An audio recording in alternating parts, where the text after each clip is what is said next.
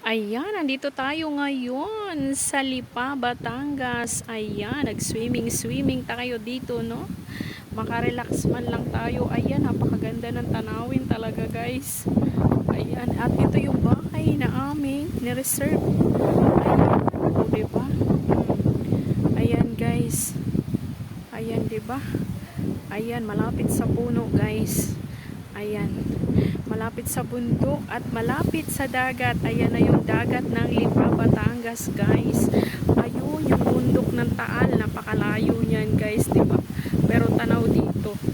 Ayan, diba? Ito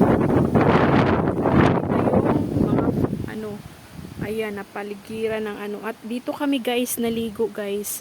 Ayan. Diyan kami naligo, guys. Jacuzzi pala yan, guys. Tawag dyan. Basta kung ano na lang ang tawag ko dyan. Yun na yun. Ayan, guys.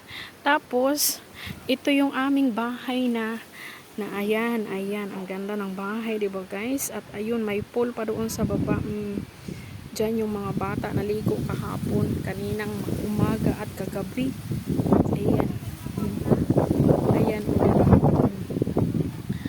So guys, mag-check out na kami ngayon dahil kagabi pa kami nandito. So guys, ayan, napakaganda ng mga tanawin, guys.